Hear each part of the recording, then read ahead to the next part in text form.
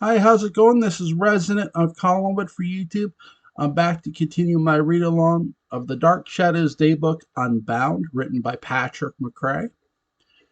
So, this is part two. I'm still on chapter one, so you guys and gals know. So, here we go. We have no choice. It's all about cool. Long before Marlon Brando and others like him made cool, Wasp perfected the science of it. After all, what is cool? Total invulnerability. It's a Keanuvian woo-ha to the decimated Statue of Liberty. Rather than George Taylor damning us all to hell in the latter half of the past century, acting went from conjuring emotion to showing as little as possible. Maybe that's an appropriate response to ever widening film screens. Maybe old school emotion would have been overwhelming in Cinescope. There's probably a reason that Stanley Kubrick didn't put Charlton Heston on the Discovery.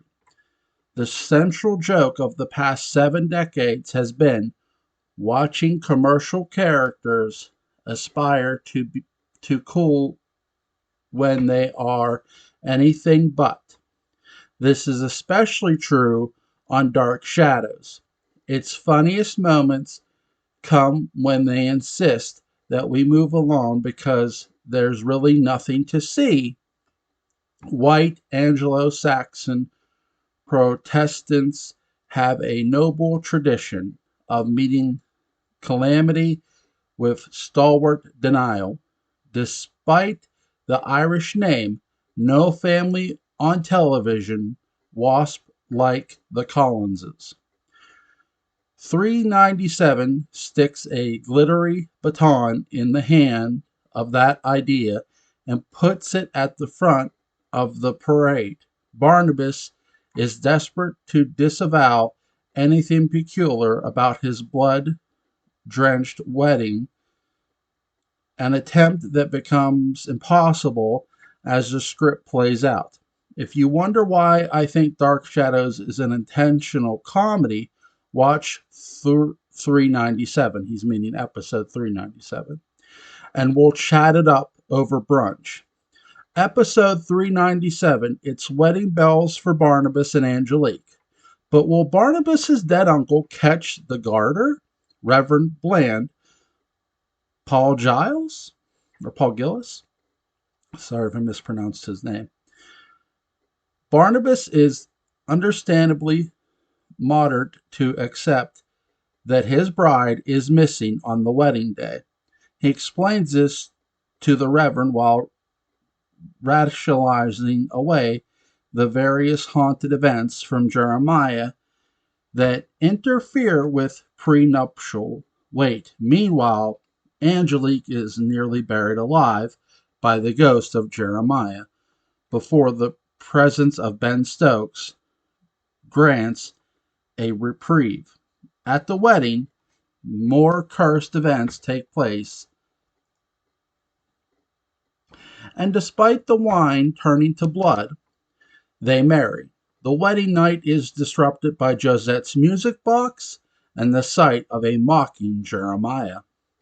Predictably, the social event of the year is also one of the most hilarious, as the Dark Shadows writers have their wedding cake and smear it all over the faces of proper expectations at the same time. They've always excelled at mixing horror with the ridiculous and the sublime, depicting situations that are monstrous for the characters, frightening for most audiences, and blackly strategically for the cast and savvier viewers. Best of all, the characters in 397 are vastly aware of this, especially Barnabas and Ben. And with Paul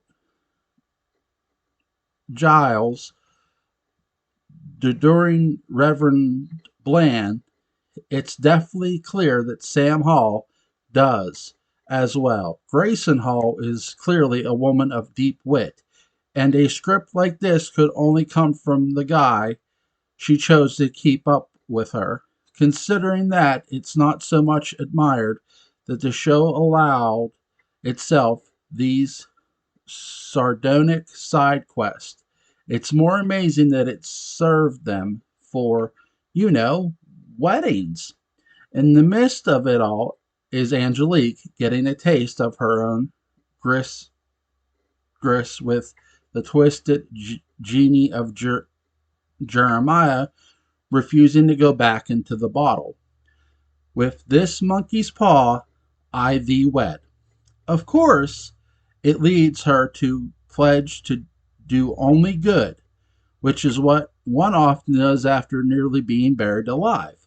And of course, it all it takes is Barnabas clutching Josette's music box like Darren McGavin with the leg lamp to lead her away from the ledge and back into fury jealousy. Yeah, she gets jealous.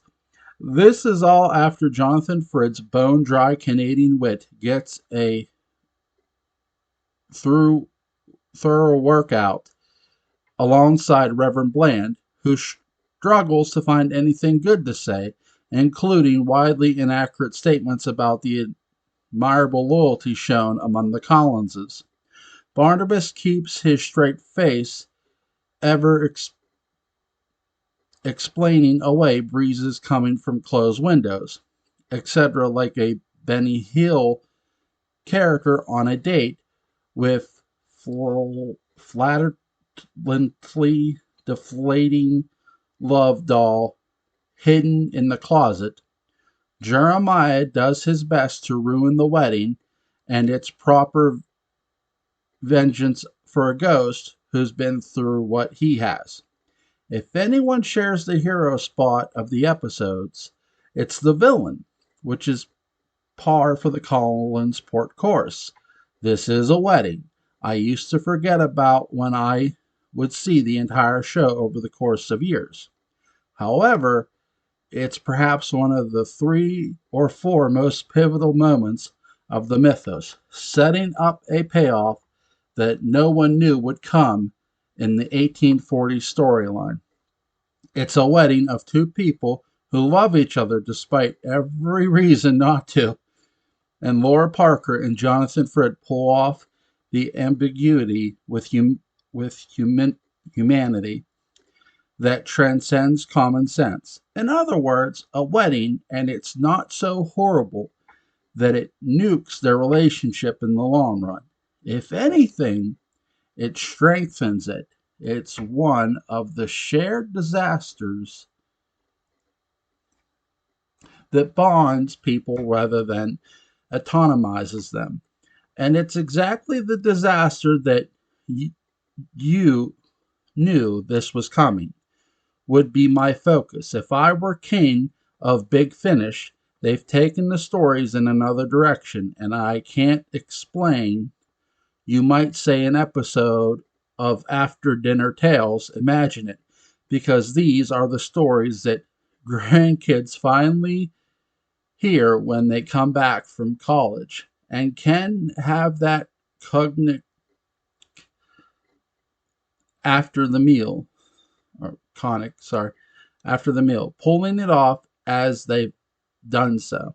Maggie and Quentin get misty-eyed talking about their nude wedding at Club Med, laughing at the fact that the only attendees were Roger Collins, who insisted, and Willie Loomis, who was implicably there at the time. Then, of course, the kids ask about Barnabas and Angelique's wedding, and they laugh, protest, roll their eyes, and tell the story, and it ends sentimentally, which it should, because it was all worth it. And there are moments of warmth in the episode that ring with inevitably Naomi, never the snob, accessorizing Angelique's wedding dress, Ben Stokes, the first and last man standing, now the best man, Yeah, as well, because as Barnabas says he is in every sense in 1795, he truly is. I'm 48 and unmarried. Episode 397 is a checklist of the good and bad that will need to happen before I am, well, maybe not all of it, but you get the idea. This episode hit the airwaves January 2nd, 1968. I have no idea about the cast's drinking habits. However, I have rarely met an actor whose elbow wasn't either permanently bent or at least spring loaded like a 1970 action figure. How do they respond to shooting something like this after New Year's Eve in 1967 New York? Episode 400. Barnabas might have Trask in his crosshairs, but will Angelique's fireworks throw off his aim? Barnabas, Jonathan Frid. Barnabas allows Trask to perform a witch hunting ritual, confident that nothing will result but the proof of Trask's idiocy.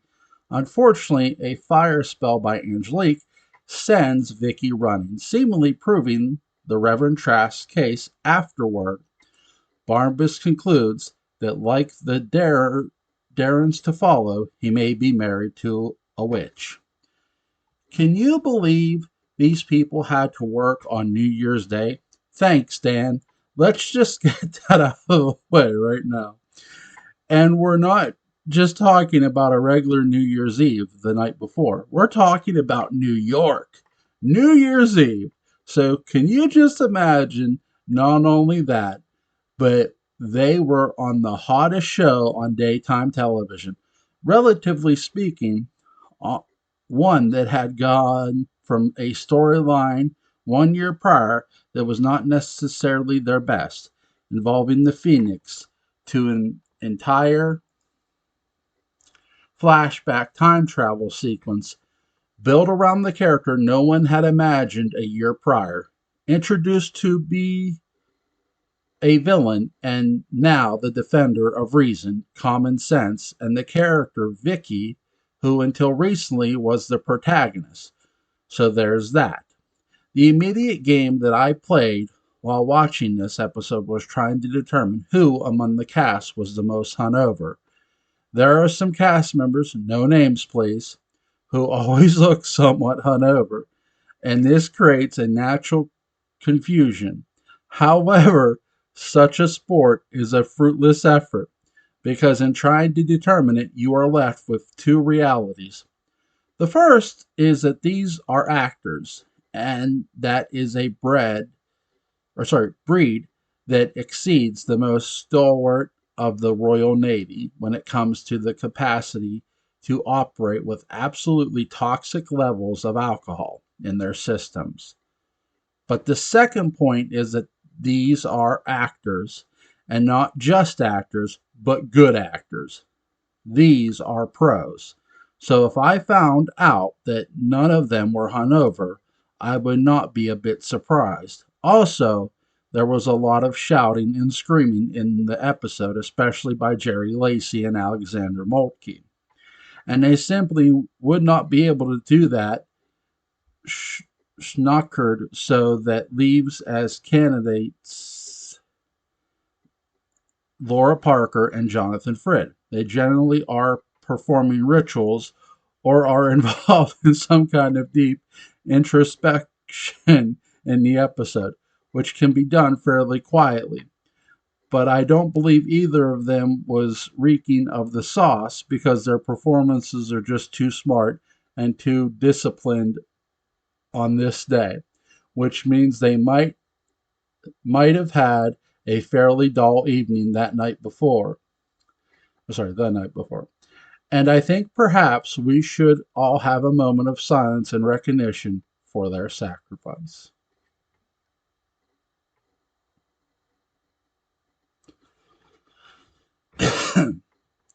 I've long maintained that most of the clan Collins are secular, probably owing to the memory of the Bedford witch trials. They rarely invoke any kind of religion, leaving that to Quentin, who will worship anything, Julia, and I lay money on her being a lapsed Catholic, and Willie, who gets religion to the degree of the threat he faces or the woman on whom he's macking. Sorry. Barnabas seems to have no need for it, voicing sentiments that Joshua probably mutters only out of earshot of Aunt Abigail. If you want evidence, look at Barnabas's disdain for Trask. Not only that, but look at his confidence that Trask's bizarre ceremonies will absurdly humiliate the Reverend, and by the end of it, unfortunately, give a Trask enough rope, and he'll use it to hang the governess. But this doesn't occur to Barnabas, who has no lack of credulous imagination. It says something that he'll believe Vicky's story about time travel before 2,000 years of sculpture. I can only imagine that if Jesus showed up in 1795 as a governess from another time, they'd all be in real quandary. Let's see Trask deal with that. Barnabas has a lovable overconfidence and common sense, and the essential decency of human beings that reeks of the Enlightenment. And as the series goes on, this naivety,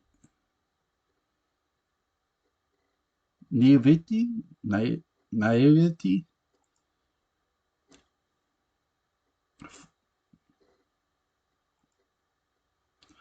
will lead us to his constant downfall, while also being his greatest asset on Dark Shadows. The bad guys are destined to win, except when they don't, and the good guys are destined to somehow survive, except when Matthew Morgan pushes them off a cliff. If the show has any emotional message, it is this: to to revere perseverance. The victory of evil is stat, status, statistically assured. The only bulwark against good's eradication is its refusal to acknowledge it. Despite all evidence to the contrary, did I mention this is an election year? William Faulkner asserted that every great story written after Don Quixote is a retelling of it. The many quests of Barnabas is all the evidence we need, most poignant in the brotherhood Barnabas shows with the great knight are their similar trips on windmills.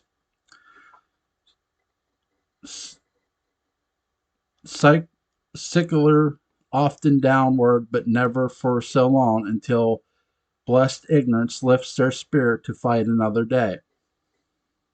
In 400, Barnabas' expectations, an entire circle unaware that Trask and Angelique are in a strange alliance.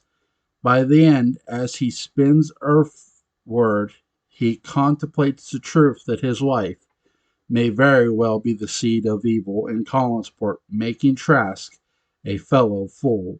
If on the other side of the windmill, but wait, the stairs will soon replace the rocks below, as fortunately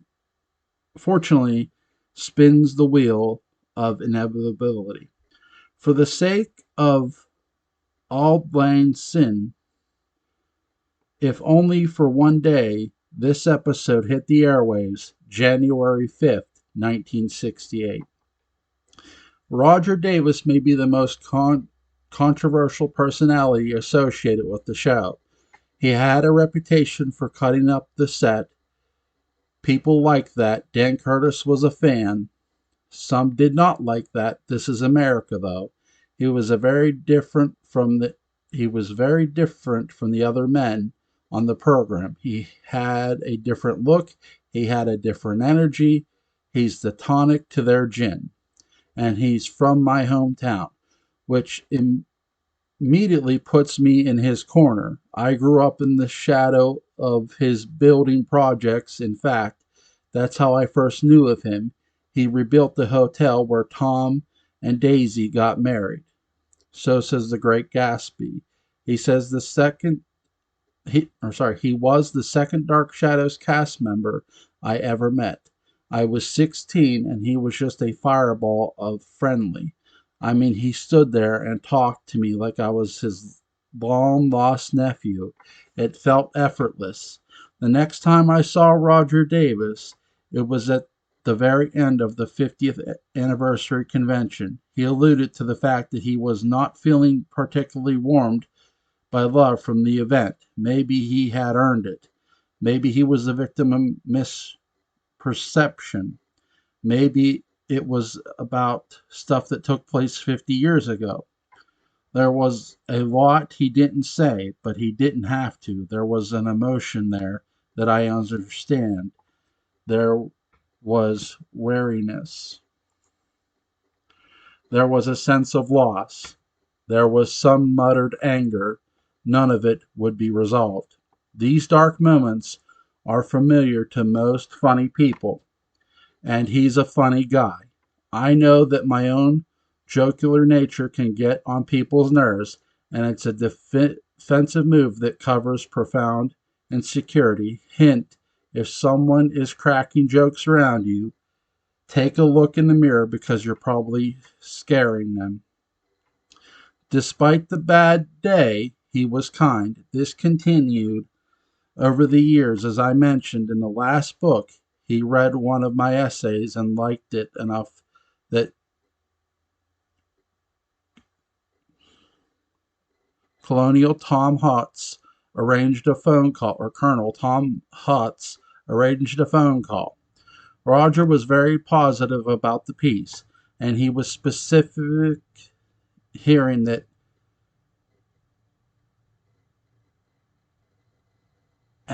excited a response is a praised rarity. And then he called me out of the blue 2 years later and held court with edgy affection. Profoundly funny, emotionally generous, totally honest. He's working on a book right now that is somewhere between a novel and a memoir. He read a section that was witty, poignant, and marvelously balanced. Like all artists, he's a complex man. Writer, actor, architect. Like all of his castmates, there's a lot to admire. Episode 404. Does Vicky have the power of witchcraft after all? All bets are off when a smitten jail guard quits his day job to become Collinsport's newest lawyer for her defense, Peter Bradford, Roger Davis. Judge Madigan goes from defending Vicky against Trask to distancing himself when she reveals her anachronistic origins from the wings. A handsome young jailer named Peter Bradford volunteers to defend her innocence. Meanwhile, Barnabas is interrupted by a spying bat when he attempts to tell Josette the true identity of the witch. If the monolith from 2001 had taken a break from filming his upcoming Valentine's Day special across the hall, he would have dropped in on this episode of Dark Shadows, apes at his feet, golf club over his shoulder. Thanks for the memories wafting around him. Thanks to Bob Colbert. Why change must be heralded, and to be certain, change is arriving. Dark Shadows, a cauldron of moral ambiguity, is about to get its first pure hero. Ladies and gentlemen, join me, Richard Strauss, and that also Laura dancers as we welcome Mr. Roger Davis. Specifically, Peter Bradford, a character unlike any that the show has introduced in 400 episodes. He's a capital R romantic hero in the midst of a Greek tragedy. Both the actor and character bring everything right to Dark Shadows, filling needs we never knew the show had until now. It's appropriate that this segment of the show should feel even more like a Greek tragedy than Dark Shadows normally does. And that's saying a lot. If this program were any more Greek, it would be smashing plates and awaiting the Pierce Brosnan musical number. The show may have been low in budget, but the stakes in a drama are inventive and gripping. The forces opposing Victoria winners are like those tormenting gods themselves. They are relentless, vast to the point of essential and inevitable. Vicky's journey is a maddening cycle of hopes dashed, raised, and dashed again.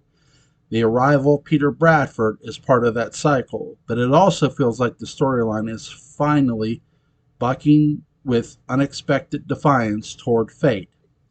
Vicky deserves it. It's awfully cheeky of the universe to pick on Victoria in the first place. Did it not have a worthier target? This is the person famous for saying that she doesn't understand. I love her to death, but I think a few could argue that Vicky could get stuck on a broken escalator as always. I ask, why is she back there? Why was she chosen? Especially with her growing fascination with Josette and her era.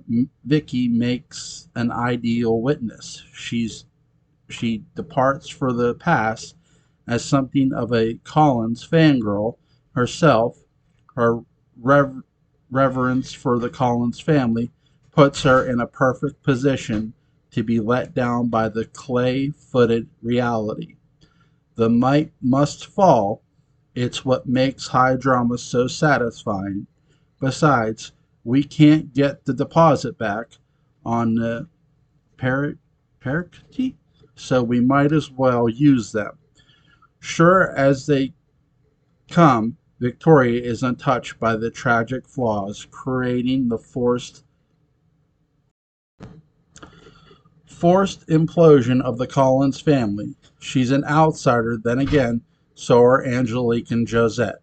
It makes sense that an outsider would be here undoing. Everyone admits that Trask is full of monkey feathers, but they seem incapable of honoring the wisdom of Susan Potter and stopping the insanity. She is surrounded by infectious voices of wealthy, enlightened reason consistently suboriented by the superstitious redneck in this episode.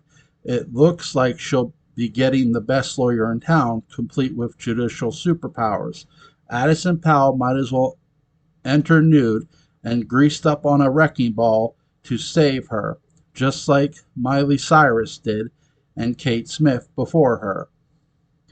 The day is saved until she makes the mistake of telling the truth, and then the needle scratches off the record with cosmic inevitability. Enter Peter Bradford. This guy's different. He doesn't even look like he belongs in a Dan Curtis production. Tenure. Not baritone, sandy haired, not dark, physically proportionate, rather than elongated and looming. The Dan Curtis taste in casting men who look like he did has trained us to expect a pattern, and Roger Davis breaks it. In doing so, he feels like an ambassador from the real world, and we instantly trust him as he offers a tearful Vicky his help. Seasoned viewers wait for the music or the lingering shot that would normally signal a hidden agenda.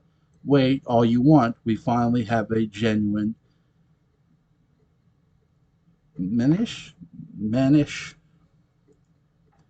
If Dark Shadows is a universe where where the average person harbors secret hazards, then the very presence of an average person implies statistical outliers. One would be a Trask, who is nothing but a public menace. And now we meet his opposite, just as rare, seemingly just as inevitable. In his debut, Davis does what few actors can. He makes doing the right thing actually interesting. We see a compassionate, strategic strategist in Davis with a purity of purpose that suggests a man who will not back down. That very sense of dedication hints at a man of both love and principle who will by turns be equally frugal and contemplative. His benevolence has a necessary edge, and Davis's native sense of intelligence, passion, and mischief are precisely the elements that define the program's unpredictable bravado. Vicky may finally have a fighting chance as Dark Shadows explores its powers to push beyond limits. It also finds no limits to push. This episode hit the airways January 11th, 1968. Okay, guys, I'm going to stop for right there. I know this one's short, so I apologize. My wife just told me that my kids are on the way home a little early from school. My kids' school lost power.